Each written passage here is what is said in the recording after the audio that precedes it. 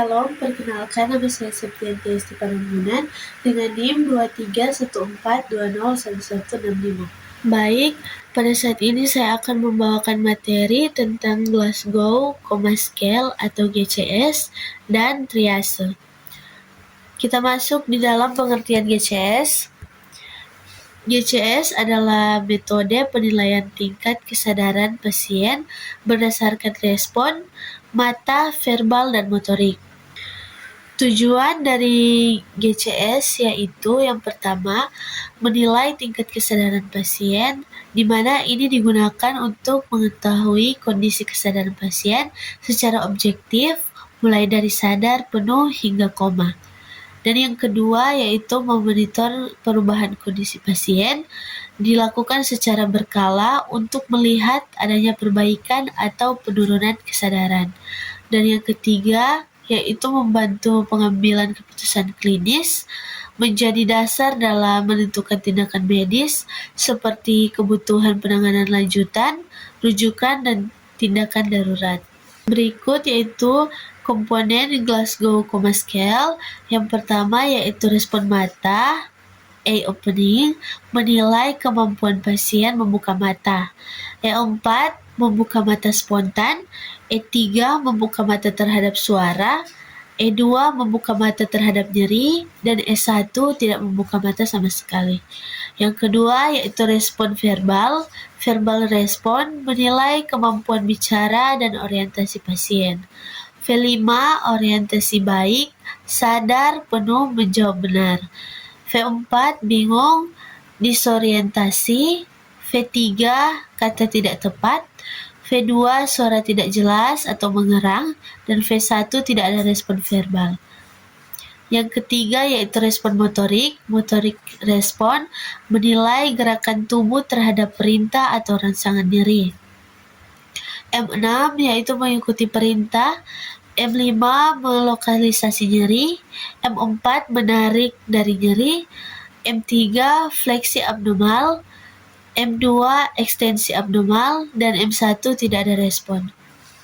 Berikut kita masuk di dalam interpretasi Glasgow Coma Scale. Yang pertama yaitu 13-15 cedera ringan, kesadaran relatif baik, mungkin hanya bingung ringan. Yang kedua yaitu 9-12 atau cedera sedang, penurunan kesadaran, perlu observasi ketat. Dan yang ketiga yaitu 8 cedera berat, pasien dalam kondisi koma atau mendekati koma, biasanya memerlukan penanganan intensif. Pada saat ini kita masuk dalam pengertian triase. Triase adalah proses pemilahan pasien berdasarkan tingkat kegawatan untuk menentukan prioritas penanganan.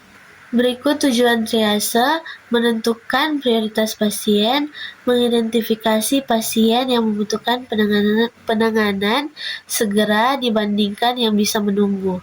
Yang kedua yaitu mengoptimalkan penggunaan sumber daya, memastikan tenaga medis, alat, dan fasilitas digunakan secara efektif, terutama saat jumlah pasien banyak.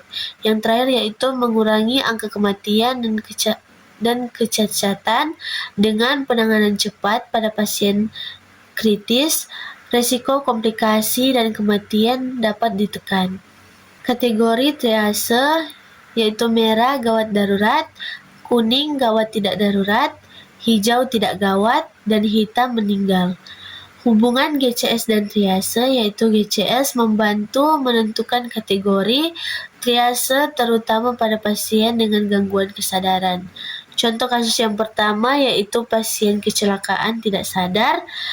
E2, V2, M4 yaitu GCS 8 memasuki triase merah. Contoh kasus yang kedua yaitu pasien jatuh bicara bingung. E3, V4, M6 yaitu GCS 13 memasuki triase kuning. Contoh kasus yang ketiga yaitu pasien luka ringan sadar penuh. E4, V5, M6 yaitu GCS 15 memasuki triase hijau. Langkah penilaian yaitu yang pertama nilai mata, yang kedua nilai verbal, ketiga nilai motorik, dan yang keempat jumlahkan skor. Yang terakhir yaitu kesimpulan, GCS penting untuk menilai kesadaran dan triase penting untuk prioritas. Keduanya saling berkaitan dalam penanganan pasien.